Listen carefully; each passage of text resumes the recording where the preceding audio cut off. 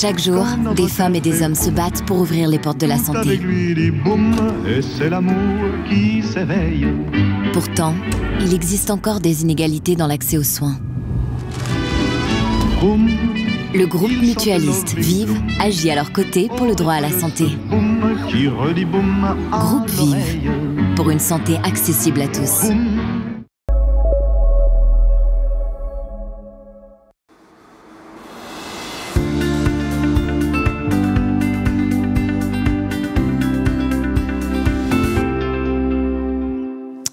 Bonjour à toutes et à tous. L'accident vasculaire cérébral est une maladie grave qui peut entraîner des séquelles importantes, notamment des troubles moteurs, cognitifs et sensoriels. La rééducation est essentielle pour aider les patients à récupérer leurs fonctions et améliorer leur qualité de vie. Alors aujourd'hui, nous allons nous intéresser aux dernières avancées en matière de rééducation AVC. Nous sommes en direct avec une de ces experts, le docteur Pauline Coignard, médecin spécialiste en médecine physique et réadaptation au Centre mutualiste de Kerpap, un établissement de référence pour les soins de suite et de réadaptation spécialisés en rééducation. Bonjour docteur Coignard. Bonjour. Alors l'AVC, c'est la principale pathologie de vos patients à Kerpap ? Alors, nous avons plusieurs filières de prise en charge à Kerpap, adultes, pédiatriques, mais dans le secteur de médecine physique et réadaptation neurologique adulte, nous accueillons effectivement principalement des patients ayant une lésion cérébrale et entre autres les patients ayant un accident vasculaire cérébral. Alors vous êtes accompagné pour cette émission par Madame Julie Daniel, qui est cadre de santé du plateau technique de Kerpap. Bonjour Madame. Bonjour. On va parler avec vous dans un instant, mais je voudrais d'abord parler aux médecins et dire, vu la spécialisation de votre centre, vous recevez plutôt des patients très atteints, je suppose ? Alors oui, effectivement, nous accueillons des patients qui ont des accidents vasculaires sévères. Cependant, ce qu'il faut préciser et savoir en pratique, c'est que nous accueillons les patients AVC, quelle que soit leur gravité, et à toutes les étapes de leur prise en charge, que ce soit en phase de post-réanimation, quand l'AVC est sévérissime, ou que ce soit la phase de réadaptation, lorsqu'il faut accompagner les personnes vers la reprise de leur emploi ou l'accès à la conduite automobile. Et nos parcours de soins peuvent se dérouler aussi bien dans les murs que hors les murs, et on a développé des modalités d'action en dehors de nos centres, donc à travers des HAD, des équipes mobiles ou le soin à domicile, mais nous y reviendrons. Dans une année Kerpap, vous prenez combien de patients dans votre centre ? Alors le centre accueille 400 patients jour en moyenne, qui sont répartis sur les filières enfants adultes, avec une partie en hospitalisation complète, une autre en hospitalisation de jour. Je suppose que vous n'avez pas beaucoup de lits libres ? Non, c'est l'objectif, d'avoir effectivement un taux d'occupation à 100%, puisque chaque lit compte. Ouais. Alors on ne présente plus Kerpap, dont la réputation de centre de référence a franchi largement nos frontières, ou plutôt si, on regarde le reportage de notre journaliste Diane Cacciarella. Elle était il y a quelques jours à Kerpap. Bonjour Dominique. Bonjour Dominique. Bonjour les filles. On vient finir le brushing. Je suis à Kerpap depuis 14 mois. J'ai fait un AVC hémorragique et donc j'ai été hospitalisée tout de suite. Quand je suis arrivée, j'avais mon bras paralysé, ma main et ma jambe, tout le côté gauche. Et donc j'avais fait une paralysie faciale, tout ça, ça s'est bien remis. Ça commence tous les matins comme ça, la routine du matin, et après je pars en soins. On a en moyenne 5 heures de soins par jour.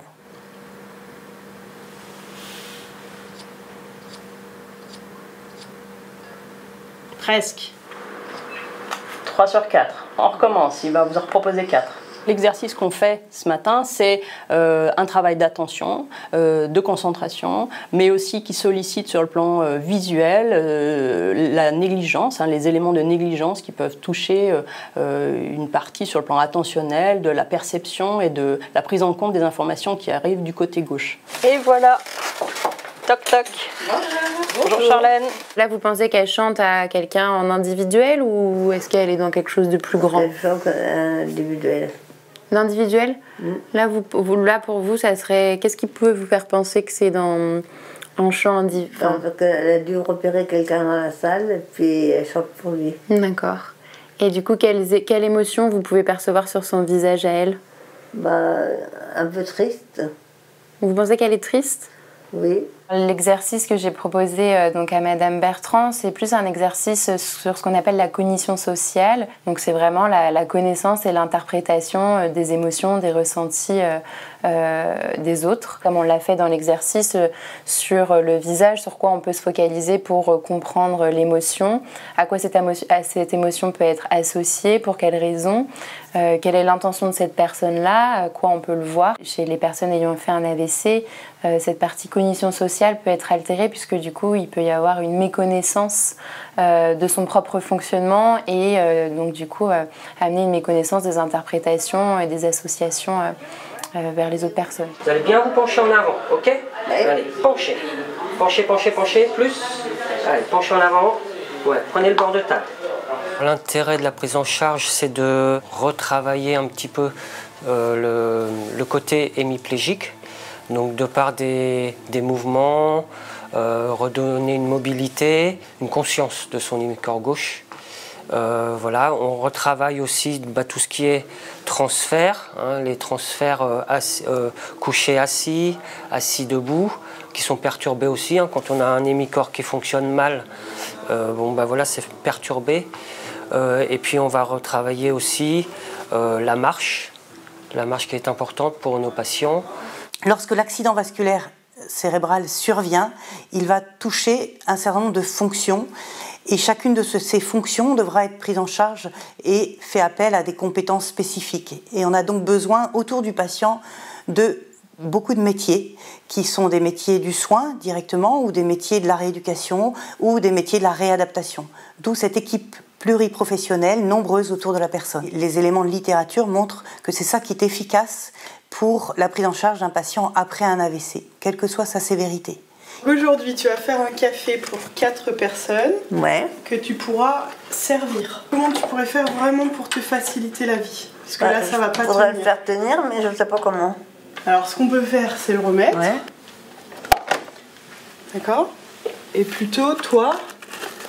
Je me tourne. Tu te tournes. D'accord. On va essayer de favoriser la prise d'initiative de la personne à se dire ok, là je suis pas bien installée, j'arrive pas à faire ce que je veux, donc c'est à la personne normalement de réagir pour se réajuster.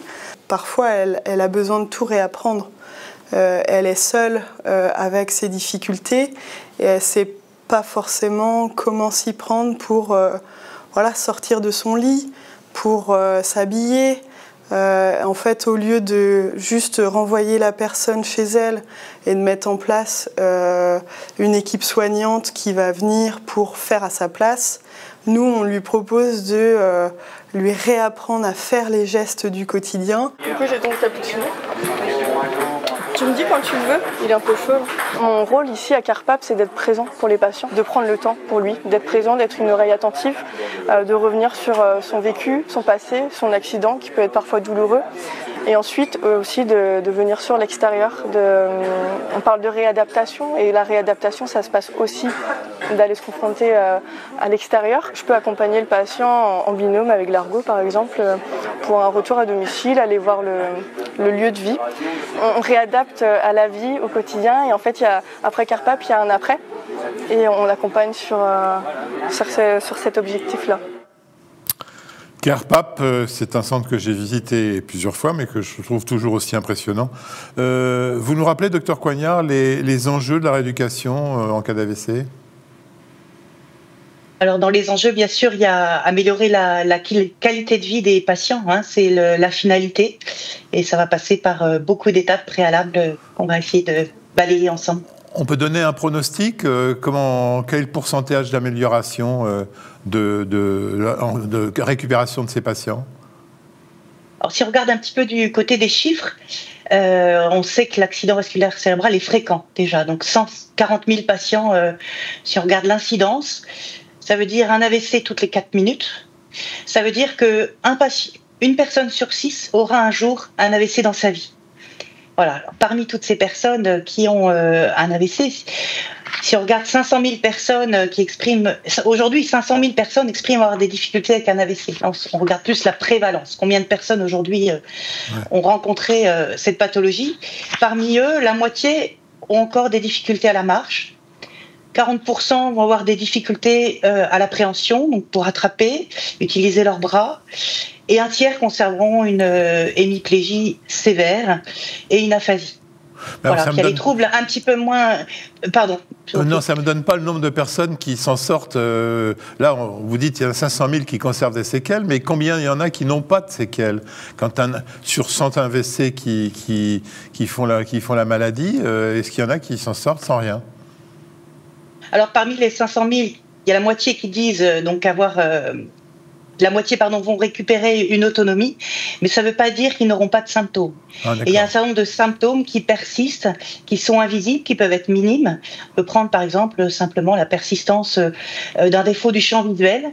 Ben, ce symptôme, même s'il n'est pas visible et s'il peut paraître minime, il peut empêcher la personne de reprendre la conduite automobile. Donc il va avoir un impact fort. Si on regarde les troubles cognitifs, par exemple, qui constituent souvent un handicap invisible, le cadre d'entreprise qui garde un petit trouble attentionnel, une difficulté de concentration, pourra peut-être avoir des difficultés à la reprise de son travail. Votre objectif, on l'a bien vu dans ce reportage, c'est de leur permettre de retrouver une autonomie pour avoir une vie à peu près normale et surtout ne pas trop dépendre des soins. Oui, bien sûr, avec un enjeu qui est celui du coût de la santé. Hein. On sait que la rééducation-réadaptation, elle permet de réduire de façon significative les complications. Donc la mortalité, entre autres, 20% de mortalité de l'AVC, la dépendance et le risque d'institutionnalisation, c'est-à-dire le risque d'aller en maison de retraite pour une personne âgée, par exemple. Oui. Mais on sait aussi que l'AVC peut toucher des personnes jeunes, et ça c'est moins connu. Un quart des AVC touchent des personnes de moins de 65 ans, jusqu'à 10% des AVC touchent des personnes de moins de 45 ans. Et donc là, on comprend bien qu'on va avoir des enjeux qui auront aussi un coût pour la société, qui sont par exemple la non-reprise du travail. Vous pouvez les renvoyer au travail quand même après un AVC, certains ? Oui, c'est un enjeu et nos établissements se sont organisés depuis longtemps maintenant pour accompagner ces personnes à la reprise du travail. On s'appuie pour ça sur un réseau national, ça s'appelle le réseau Comet France, et qui a développé ce qu'on appelle la démarche précoce d'insertion. C'est-à-dire, dès la phase de rééducation en centre, on va s'intéresser à ces questions du travail et mettre au service de la personne des ergonomes du travail, des psychologues du travail, des chargés d'insertion, qui vont pouvoir aller en entreprise ou proposer des programmes de réentraînement, etc. Alors, prévenir des complications à long terme de l'AVC, ça veut dire quoi? C'est-à-dire déjà essayer d'éviter les récidives? Alors oui, bien sûr, la prévention dite secondaire, la prévention qui survient après la survenue de l'AVC est un enjeu important et dans une prise en charge optimale coordonnée par un médecin de médecine physique et réadaptation, ça va être vraiment le rôle de ce médecin d'assurer la prévention avec la mise en place de programmes d'éducation thérapeutique par exemple, pour que la personne puisse mieux connaître ses facteurs de risque, éviter de poursuivre dans cette voie du diabète, de la dyslipidémie, de l'hypertension artérielle. Donc il y a ces enjeux d'équilibration des morbidités antérieures. On n'en parle jamais, mais est-ce que c'est douloureux l'AVC? Alors, bien sûr, l'accident vasculaire peut entraîner des douleurs à la phase à long terme, mais oui, c'est à long terme. Lorsqu'il survient, il n'est pas douloureux. C'est d'ailleurs pour ça souvent que les personnes ne vont pas consulter et retardent leur arrivée à l'hôpital. Mais en revanche, lorsque l'hémiplégie est présente, lorsque la paralysie est présente, elle va s'accompagner de ce qu'on appelle la spasticité, qui est une hypertonie qui accompagne souvent la paralysie d'origine centrale, donc après un accident vasculaire. Et là, on va pouvoir avoir des déformations orthopédiques, on va pouvoir avoir des douleurs, et ça fait partie des complications qu'il va falloir repérer et traiter. On a pour ça un certain nombre d'outils à notre disposition, à commencer par le kinésithérapeute au quotidien qui va mobiliser, mais aussi parfois des outils médicamenteux. On peut faire des injections de toxines botuliques, et quand c'est pas suffisant, on peut avoir recours à des chirurgies. Donc il y a aussi sur ces questions des complications tout un champ d'investigation et de prise en charge. Alors, on a parlé de la douleur, on a parlé de la spasticité. Si on regarde les autres complications, il y a aussi les troubles du sommeil qui sont fréquents. On va être un peu à la recherche de ces syndromes d'apnée du sommeil qui peuvent succéder, être fréquents dans l'issue d'un accident vasculaire.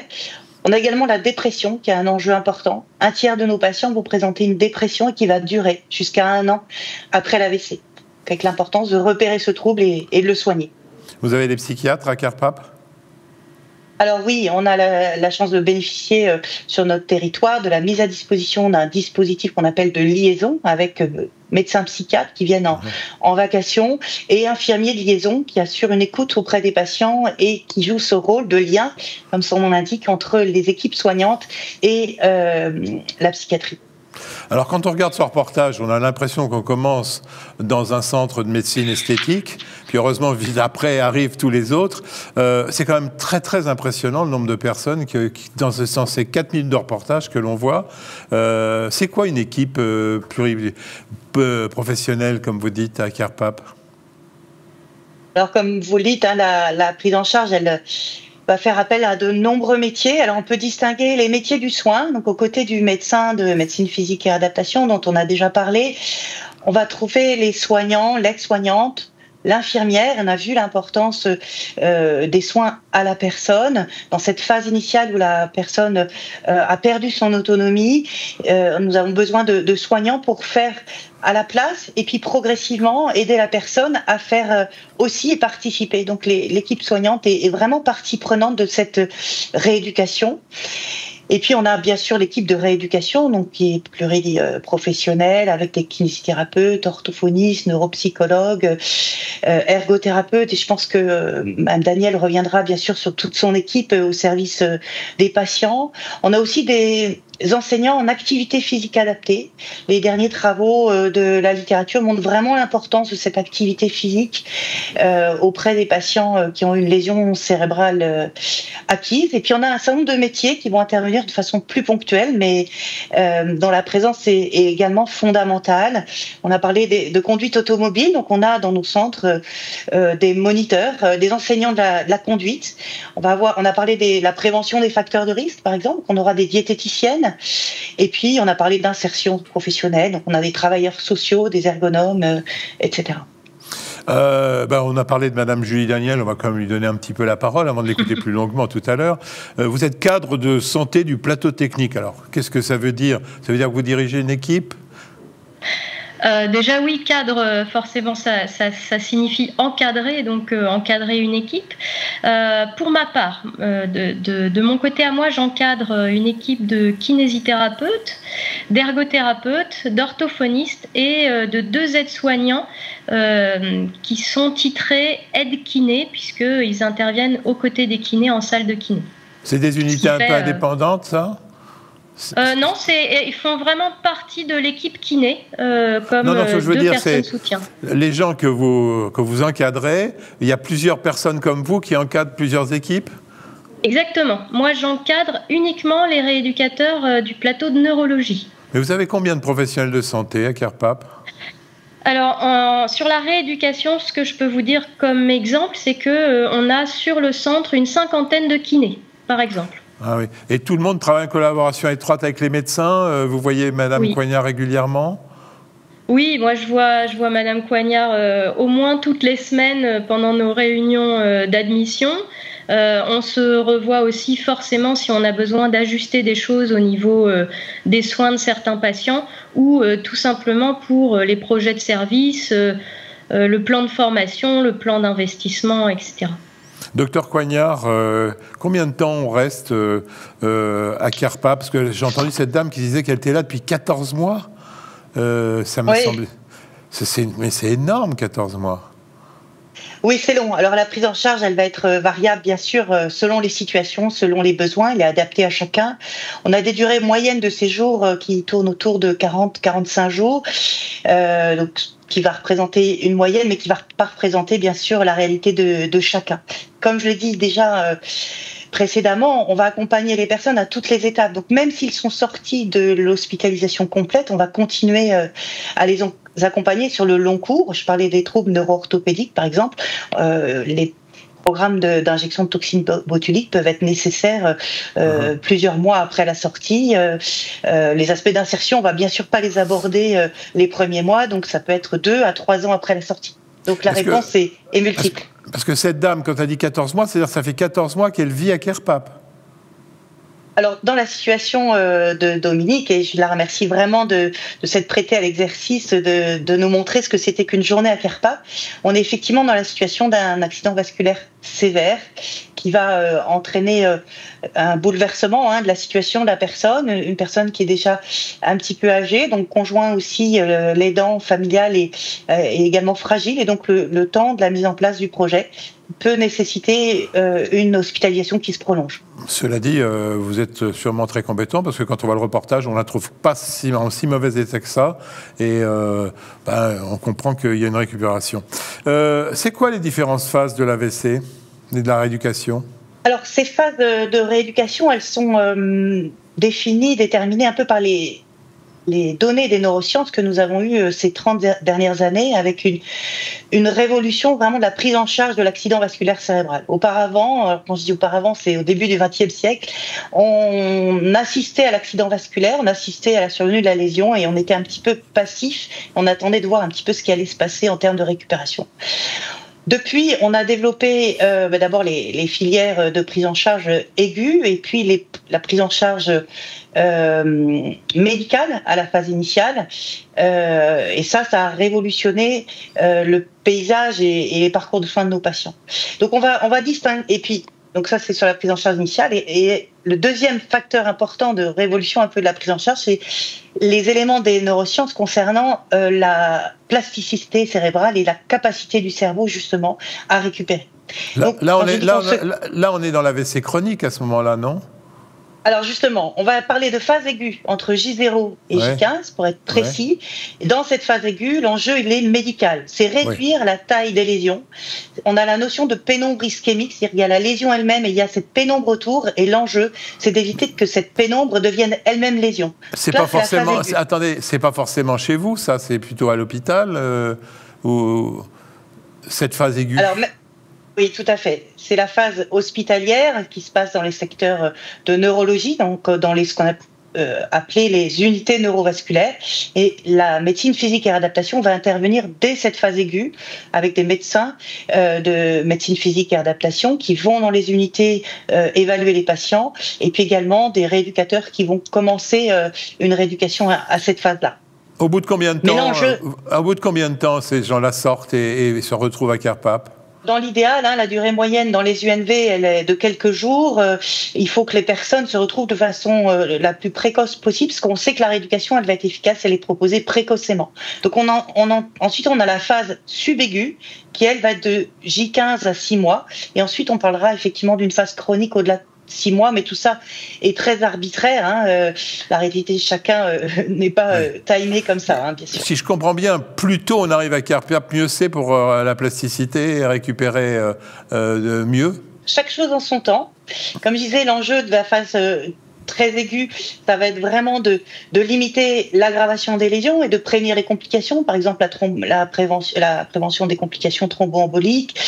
Il faut équilibrer la glycémie, la tension. Donc, il y a l'enjeu de cette phase aiguë. Après, dès que la situation est stabilisée, effectivement, plus tôt on arrive en centre de rééducation, dès qu'on va pouvoir profiter d'une rééducation pluriprofessionnelle coordonnée, ce sera le mieux pour la personne. Vous les classez en sévérité, vos AVC. Vous avez des différents types de situations. Vous les groupez, comment vous faites ? Alors oui, on distingue 4 types d'AVC. Les AVC mineurs, donc qui vont avoir une déficience, qui vont pouvoir en général rentrer à la maison. Et comme je le disais tout à l'heure avec l'exemple du champ visuel ou du trouble cognitif, ça veut pas dire, c'est pas parce qu'ils sont mineurs qu'ils sont forcément légers en termes de conséquences. Mais en tout cas, ils vont pas avoir d'impact sur l'autonomie. Ils vont pouvoir quitter le système hospitalier très tôt et bénéficier dans ce cas-là de soins plutôt en ville. Ensuite, on a les AVC modérés à sévères. Donc là, c'est 2 groupes, modérés et sévères, qui vont avoir plus d'une déficience, donc motrice, sensorielle, cognitive, et qui, selon la gravité, vont impacter l'autonomie. C'est souvent ces patients-là qui vont passer qui vont avoir besoin du secteur hospitalier dans les suites de leur accident vasculaire. Et on a une filière spécifique de prise en charge pour les AVC graves ou dits sévérissimes, avec souvent un passage en réanimation. Donc on va mettre dans ces patients-là des personnes qui vont passer par une phase de coma, qui vont avoir besoin d'assistance ventilatoire ou d'une aide à l'alimentation si les troubles de déglutition persistent, par exemple. On va aussi trouver les patients atteints de lock-in syndrome, qui ont des besoins aussi importants médicaux à la phase initiale. Et donc ces patients vont pouvoir bénéficier aussi de rééducation, mais dans un environnement qui leur est dédié et qu'on appelle aujourd'hui en France les services de rééducation post-réanimation. Et donc, ils sont dans nos centres et qui se sont organisés pour être capables de prendre des patients précocement avec des soins médicaux lourds, et tout en proposant une prise en charge rééducative. Vous êtes capable de faire des pronostics à chacune des phases assez rapidement ou c'est très évolutif ? Alors, on a bien sûr des facteurs pronostiques. Ces facteurs-là sont faits sur des cohortes de patients, peuvent nous donner des indications pour organiser nos parcours de soins. Ils sont pas toujours une aide pour déterminer pour un patient donné, puisqu'il faut mettre le patient je dirais, à l'épreuve de la rééducation pour véritablement voir sa capacité à récupérer. On a quand même des indicateurs. Donc, dans les indicateurs, il y a la sévérité, la sévérité de l'accident vasculaire cérébral, et donc la taille de la lésion et le siège aussi de la lésion. On sait que une atteinte de la capsule interne, par exemple, là où passera notre faisceau cortico-spinal, va générer des déficits plus importants. On a aussi une idée du côté. On pense que on observe que les patients qui ont une atteinte de l'hémisphère droit, l'hémisphère dit mineur, mais pas si mineur, auront aussi un moins bon pronostic. Un deuxième élément important, c'est le parenchyme restant. On va penser que l'âge peut être un facteur. En fait, l'âge n'est pas un facteur en soi, mais il peut être un facteur en ce qu'il peut présenter un parenchyme restant moins apte à s'adapter à cette situation de plasticité cérébrale dont on parlait tout à l'heure. Et puis, il y a la sévérité des déficits initiaux, bien sûr. Si l'AVC est très sévère, on peut penser que la récupération sera moins importante. Madame Coignard, je vous propose qu'on accélère un petit peu, sinon Julie ne parlera pas du tout pendant toute cette émission. Donc on va aller passer phase subaiguë. Phase subaiguë, c'est là où tout le monde intervient, je suppose. Là, on est en plein dans le rôle du centre de CarePAP. Ça dure combien de temps d'ailleurs? 6 mois, vous m'avez dit, le maximum? Alors voilà, cette phase, elle est déterminée entre le J15 et le 6 mois. Après, le temps d'hospitalisation, il va dépendre d'autres facteurs. On a parlé de l'environnement personnel, environnement architectural, etc. Et donc, qu'est-ce qui se passe pendant cette phase subaiguë et de quoi a besoin notre patient qui a présenté cet accident vasculaire cérébral? Et là encore, donc, comme je l'évoquais tout à l'heure, c'est les données des neurosciences qui vont nous guider. En fait, le système nerveux central, il est organisé pour effectuer une tâche. Toute son organisation est orientée vers la tâche. Et donc, lorsqu'un accident vasculaire cérébral survient, il va s'adapter pour permettre de faire la tâche quoi qu'il en coûte. Et donc, ce quoi qu'il en coûte, c'est l'adaptation des réseaux neuronaux, ce qu'on appelait la plasticité cérébrale. Et donc, on a vu que ça dépendait entre autres de la qualité du parenchyme restant. Et donc, pour que ces réorganisations puissent se faire, il faut exposer le patient à une prise en charge intensive. Alors, intensive, ça veut dire quoi? Ça veut dire qu'il faut une durée de prise en charge quotidienne, donc entre 1 à 3 heures de rééducation par jour. Il faut que l'exercice qui est proposé soit intense. Alors ça veut dire quoi, intense? Ça veut dire que ça va lui demander un effort, un peu plus que la veille, un peu plus que l'exercice précédent. Comme un sportif, il faut ressentir l'effort pour que ce soit efficace. La précocité, on en a déjà parlé. Juste pour terminer là-dessus, l'intensité, on va la trouver aussi grâce à la multiplicité des activités qu'on va proposer à la personne. Et c'est là qu'on va comprendre pourquoi on va l'attaquer de tous les bords, par l'activité physique, par l'ergothérapie, par le psycho, le kiné, etc. Toutes les personnes de l'équipe. On ne peut pas imaginer que tout ça, ça peut se faire à la maison, quand même plein de choses. Les solliciter pour apprendre à faire le café, pour faire des choses. On est obligé d'être à Carpape. Cette question de la maison est centrale et la littérature donne quelques éléments. Les anglo-saxons appellent ça les early supported discharge, excusez-moi mon anglais. Et donc cette idée de faire sortir le patient tout de suite à domicile. Ces études ont montré une efficacité de programme à domicile à condition qu'ils proposent une intensité, une pluriprofessionnalité et une coordination. Donc on retrouve toujours les mêmes ingrédients qui sont efficaces. Donc ça dépend, pourquoi pas le domicile ? Ça dépend du milieu social, si je comprends bien. C'est-à-dire que vous devez faire aussi une expertise du milieu social avant de les renvoyer.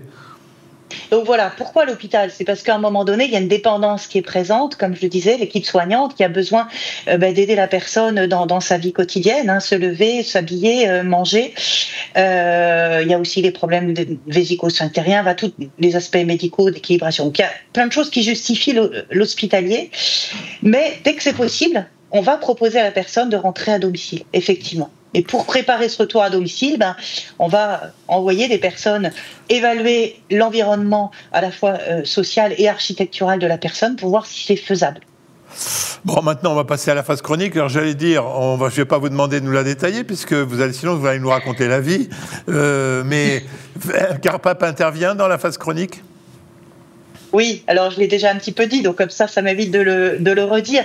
À la phase chronique, on a l'enjeu de la rééducation. En fait, on sait qu'il faut poursuivre la rééducation. Donc l'activité physique adaptée a été mise en avant aussi à cette phase-là. On a, ça m'évitera de le dire, si les gens veulent aller plus loin, des recommandations très récentes dans le domaine, donc qui ont été réalisées par l'HAS en 2022. Voilà, donc ils reprennent vraiment tous les niveaux de preuve sur les techniques utilisées en rééducation. Mais à ce stade, la phase chronique, c'est la réadaptation qui prend le devant, puisque on arrive à un moment où malheureusement on peut faire le constat que certaines déficiences resteront et qu'il faut commencer à proposer des compensations. Donc la compensation, elle est dans tous les domaines. Écoutez, je crois qu'on va maintenant pouvoir passer avec Madame Julie Daniel. Juste une dernière question, Pauline Coignard. Vos malades, vous les revoyez régulièrement quand même quand ils sont sortis de Carpape ? Alors oui, là encore il y a eu une organisation nationale autour de ça avec la création des consultations post-AVC et ces consultations elles doivent être faites au minimum dans la première année, mais on sait que les besoins en suivi vont au-delà de la première année avec des problématiques qui émergent après la sortie qui ne sont pas les mêmes que celles à l'hôpital. Et peut-être si je peux dire qu'une seule chose sur cette phase-là, c'est la place des aidants, la place des familles et l'attention toute particulière qu'on doit porter à ce système familial qui est bouleversé par la survenue de cet accident vasculaire avec ses conséquences. Oui, c'est vrai que l'AVC en est un exemple, mais il y a quand même pas mal de maladies, effectivement, où il faut rendre hommage aux aidants. Alors, on va passer aux techniques de rééducation qui permettent tout cela et qui les prend en charge. D'abord, la rééducation physique. Madame Daniel, est-ce que vous pouvez nous en dire un mot et nous parler après des différents types de rééducation ? Oui, alors la rééducation physique, on va dire qu'on va avoir essentiellement les kinésithérapeutes, les ergothérapeutes, nos éducateurs d'activité physique adaptée qui sont principalement concernés. Malgré tout, nos collègues soignants dans les étages stimulent tous les jours aussi les patients à faire leur transfert le plus possible de manière autonome. Si on prend l'exemple, par exemple, de l'équilibre et de récupérer des capacités de déplacement. Évidemment que le kiné va travailler spécifiquement les capacités d'équilibre et de marche dans une salle de kinésithérapie, on va dire de manière analytique, entre guillemets, là où l'ergothérapeute va mettre en situation le patient à travers des actions d'aller faire les courses à l'extérieur, se déplacer dans des rayons croisés de la population, et l'éducateur physique va confronter le patient à une situation de ping-pong. Typiquement, on a 3 intervenants qui vont agir sur le même objectif, qui est bien un objectif de récupérer la capacité à se déplacer, et chacun avec leurs compétences opératoires. Bah, ça va avec la rééducation fonctionnelle, ce que vous décrivez là. Aller faire des courses au supermarché, c'est ça la rééducation fonctionnelle? Ça peut en faire partie. Mais c'est quoi alors? Fonctionnelle, alors, c'est par rapport au titre centre de rééducation fonctionnelle, par exemple, que vous dites ça? Non, c'est parce que j'ai vu qu'il y avait 3 types de rééducation, physique, fonctionnelle et cognitive. Donc je voulais savoir la différence entre rééducation physique et fonctionnelle. Et faire les courses dans un supermarché me semble être fonctionnel. C'était oui, c'est tout à fait fonctionnel. Après, je crois que c'est aussi le point de vue du rééducateur qui fait qu'on est en train de travailler sur un plan fonctionnel ou sur un plan physique. Il est tout à fait possible d'envisager que finalement les courses soient faites accompagnées par le kiné, et à ce moment-là, il va travailler la situation avec le patient de manière à être plus sur une activité physique et sur une rééducation physique, et l'ergothérapeute va l'amener plus sur une rééducation fonctionnelle, si on veut distinguer un petit peu. Ouais, fonctionnel, c'est sans doute le plus important, puisque vous l'avez mis en tête de votre centre de CARPAP. Donc je suppose que oui. c'est ce qui compte. Alors, rééducation cognitive, c'est pour ceux qui ont regardé le reportage, c'est cette psychothérapeute qui demande d'analyser une image sur un écran, c'est cela? Les troubles cognitifs chez les patients qui ont subi un AVC, ils peuvent être vraiment très nombreux et très variés. Oui, la patiente qu'on a vue sur le reportage, c'est une dame qui a par exemple une héminégligence, qui va avoir tendance à ne pas prendre en compte les informations qui se présentent à sa gauche. Eh bien, oui, la neuropsychologue qu'on a vue à l'écran va pouvoir à la fois faire une évaluation et proposer une rééducation à ce trouble spécifique, mais comme ce trouble a une conséquence permanente pour cette personne, elle va être stimulée, ou en tout cas, elle va avoir de la remédiation cognitive par l'ensemble des intervenants, finalement, à chaque fois qu'elle sera confrontée à une situation. Il y a tellement de gens qui interviennent et tellement de choses différentes, je suppose qu'il n'y a pas une feuille de route type par AVC, et que c'est sans arrêt amélioré par touche, non ? Ouais, on a un parcours de soins, en tout cas sur l'AVC, qui est très bien cadré, avec dès la consultation d'entrée que le médecin peut faire, il va inviter les rééducateurs à cette consultation pour donner les premiers objectifs de travail, et puis ensuite chaque semaine il y aura un point, un tour de table rapide pour tous les patients. Et toutes les 3 ou 4 semaines, il y aura ce qu'on appelle une synthèse pluridisciplinaire, où chaque soignant rééducateur va pouvoir amener l'état des lieux de ce moment précis et réévaluer le plan d'intervention pour les semaines à venir. Alors j'ai compris, il y a des médecins rééducateurs, des kinésithérapeutes, des ergothérapeutes. Vous n'avez pas parlé des orthophonistes ? Oui, effectivement, j'encadre 4 orthophonistes qui interviennent chez nous énormément, évidemment, sur le langage, puisque ce sont les professionnels du langage, mais qui interviennent aussi... Et surtout que c'est une grosse complication de l'AVC, le problème d'orthophonie. Oui, effectivement. La personne que vous avez vue dans le reportage n'avait pas du tout de difficultés au niveau du langage. Elle avait plus des difficultés sur le plan cognitif, et les orthophonistes participent à cette rééducation et participent aussi, peut-être qu'on y pense moins, mais une partie de nos patients ont des troubles de la déglutition, et les orthophonistes, avec les diététiciennes, font partie des accompagnants sur la reprise alimentaire de ces patients. Et vous faites agir les assistantes sociales très vite dans votre équipe ? Les assistantes sociales, elles font partie de manière hebdomadaire des tours de table, donc elles savent très vite les histoires de nos nouveaux patients.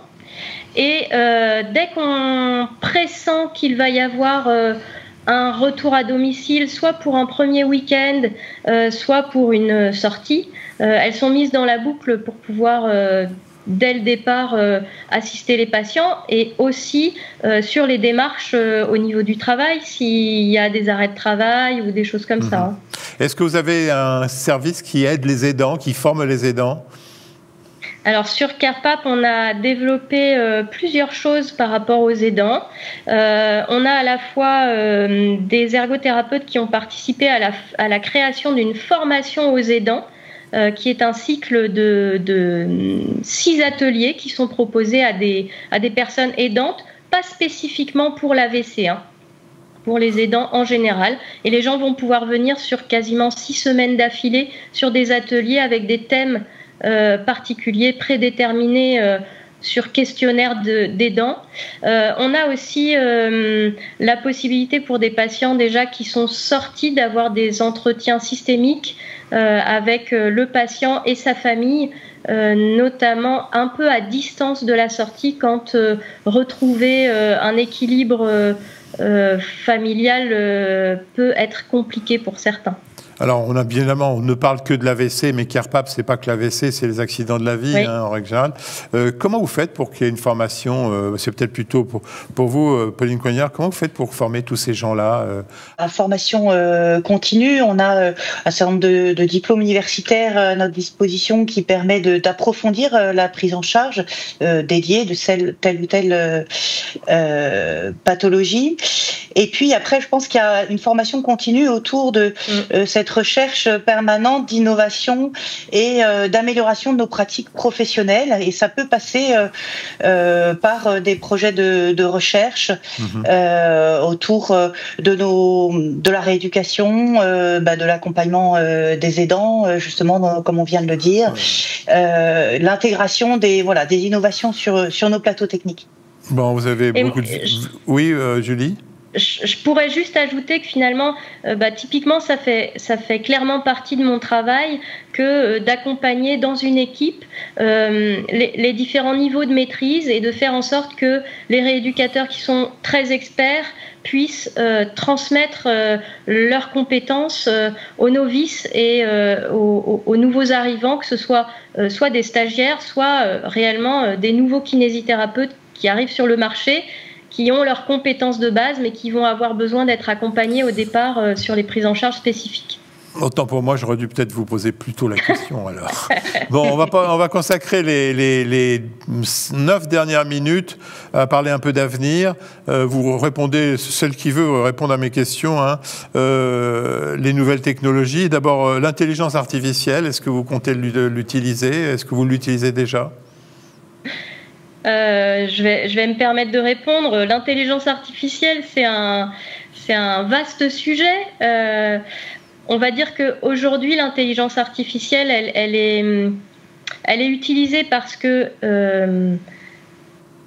par exemple, sur les exosquelettes de marche, l'intelligence artificielle intervient pour créer des patterns qui vont s'adapter à la marche du patient. Donc, on l'utilise déjà avec les nouvelles technologies qui sont en place à CarePap.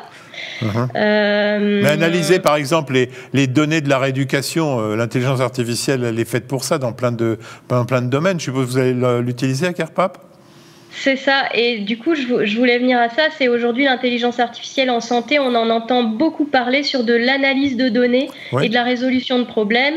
Pour le moment, elle n'est pas encore arrivée jusqu'à la rééducation, mais il est assez évident qu'on y voit un intérêt sûr et certain. Et la réalité virtuelle, alors ? La réalité virtuelle, finalement, je pense que sur CarePap, Pauline, si je ne me trompe pas, ça fait presque une vingtaine d'années qu'on y travaille, une quinzaine ou une vingtaine d'années qu'on y travaille. Vous avez vu, elle anime l'émission à ma place. Alors, Pauline ? Non, effectivement, merci Julie de rappeler ça. La réalité virtuelle, comme d'autres technologies utilisées dans la prise en charge de nos patients, c'est un domaine qu'on a cherché à investiguer et pour lequel on a développé des outils en co-conception avec des partenaires ingénieurs. L'idée étant de trouver des outils les plus adaptés aux besoins de nos patients en partant du besoin de l'usager, donc qu'il soit patient ou professionnel. Et effectivement, la réalité virtuelle fait partie d'un de ces domaines-là qu'on a cherché à explorer et qui est très utile parce qu'il va permettre de créer des environnements simulés et donc de s'abstraire complètement des contraintes physiques et matérielles d'une personne qui est au départ dépendante et contrainte dans son environnement et de pouvoir lui permettre par exemple d'aller faire des courses dans un supermarché virtuel alors qu'il est toujours dans un lit ou au minimum dans un fauteuil. Est-ce qu'on peut imaginer qu'il y a une place pour la télé-rééducation ? Alors là encore, ce sont des modalités innovantes de prise en charge pour lesquelles on commence à avoir des niveaux de preuve de l'intérêt et que l'on va là explorer à CarePap à travers un projet de recherche avec la mise en place l'étude sous l'aspect médico-économique d'une plateforme de rééducation à distance. Une étude menée de façon multicentrique avec d'autres centres de rééducation au sein d'un réseau qui fait la promotion des nouvelles technologies au service des personnes en situation de handicap, qui est né au départ à CarePap, ce réseau. Je vais vous demander de rêver 2 minutes. C'est quoi les perspectives d'avenir pour la rééducation ? Peut-être que je ne vais pas vous faire rêver. En fait, on l'a dit, Mais si. L'AVC, c'est une pathologie fréquente. La population vieillit. On a vu que ça pouvait toucher le sujet jeune et on sait même que la part des sujets jeunes touchés par l'AVC augmente. Donc, on est sur une pathologie qu'il faut prendre très au sérieux dans sa prise en charge. Et je pense que l'enjeu, c'est vraiment celui de nos filières de soins. Il faut qu'on puisse repérer l'AVC au domicile et l'amener dans les premières heures à l'hôpital. Ça, c'est un enjeu qui n'est pas encore totalement résolu. Il faut permettre aux patients qui sont à l'hôpital d'accéder aux unités neurovasculaires. Et on sait qu'aujourd'hui, il y a encore une inégalité d'accès dans ces unités-là. Il faut que ces patients qui passent en unité neurovasculaire arrivent jusqu'au centre de rééducation. Et qu'à toutes les étapes de la prise en charge, il n'y ait pas de rupture de parcours. Donc oui, ça, c'est sans doute un travail que nous devons mener collectivement et souhaiter en tout cas pour l'avenir. Et puis bien sûr, on a des enjeux dans le domaine de la recherche, que ce soit au niveau diagnostic, thérapeutique, prévention, technique de rééducation. Et là, ça foisonne. Pareil, là, ça se structure au niveau national avec l'accélération, la stratégie du numérique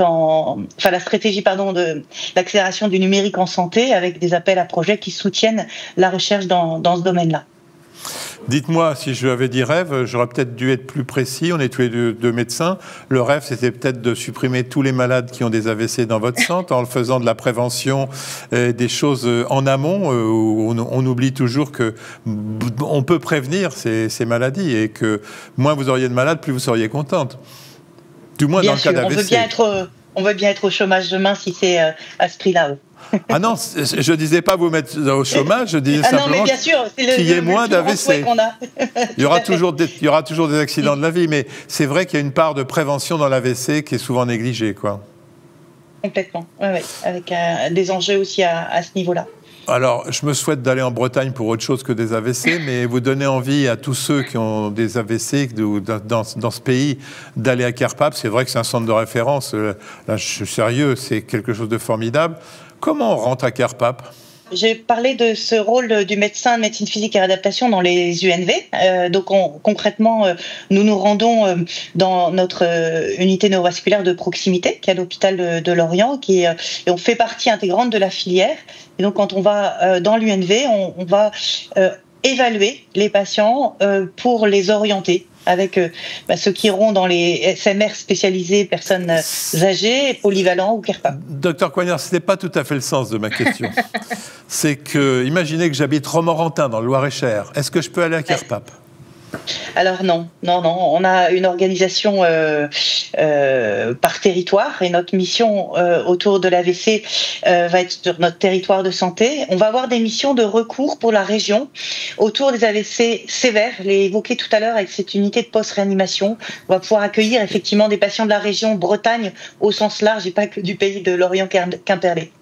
Mais dites-moi, il y a beaucoup de centres comme CarePap en France où vous appelez à ce qu'il y en ait beaucoup plus? Je pense qu'il faut distinguer ce qui est la médecine physique et réadaptation, qui est notre spécialité et qui est présente dans tous les centres hospitaliers, universitaires ou privés. Et donc avec, on va dire, environ deux services de MPR par département, donc plus de 200 sur le territoire. Après, quand on dit centre comme CarePap, en fait, la particularité de CarePap, c'est qu'on réunit, comme on a dit, 400 patients jour, 750 salariés. On a une taille en fait parce qu'on accueille aussi bien les patients cérébrolésés que blessés médulaires, que cardiovasculaires ou respiratoires ou des enfants, et que c'est toutes ces accueils côte à côte qui font la taille et qui permettent d'avoir cette expertise. Dernière question, ça coûte combien une rééducation CarePap et ça se finance comment? Je dirais pas plus cher qu'ailleurs.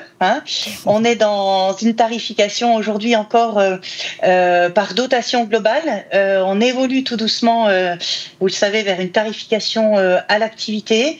Le modèle cherche encore son équilibre et cherche notamment à tenir compte des spécificités et notamment des activités d'expertise qui sont plus coûteuses. Donc il faut intégrer dans le modèle justement des activités autour des grands brûlés, autour des blessés médulaires, des AVC graves qui forcément nécessitent plus de moyens. Donc voilà, un modèle en mutation avec des enjeux aussi pour le maintien de nos filières. Écoutez, je vais vous demander toutes les deux de faire une petite conclusion. Je vais commencer par vous, Julie. Vous me paraissez particulièrement heureuse dans votre métier à CarePap épanoui. C'est la bonne médecine ou il y a encore des choses à améliorer? Oui. Non, franchement, CarePap, c'est vraiment un cadre de travail pas idéal, il y a toujours des contraintes, mais j'ai ici vraiment l'occasion de pratiquer mon métier, de prendre soin de ceux qui prennent soin. Et ça, c'est très satisfaisant. Et j'ai aussi le bonheur de voir que nous arrivons à accompagner un grand nombre de personnes vers du mieux-être. Merci. Voilà. Vous, docteur, je vous ai senti passionné par votre sujet. Oui, je pense qu'effectivement, on fait ces métiers-là par passion, oui. Je voulais, moi, pour conclure, peut-être remercier les patients, les familles et nos collaborateurs qui nous font confiance. Écoutez, c'est une très belle conclusion. Je vais vous rendre à vos malades en vous remerciant de nous avoir consacré ce temps précieux, mais nous voulions vraiment rendre hommage à CarePap et plus largement à tous ces professionnels de santé qui font que la France est certainement un des pays où l'on prend en mieux en charge l'AVC.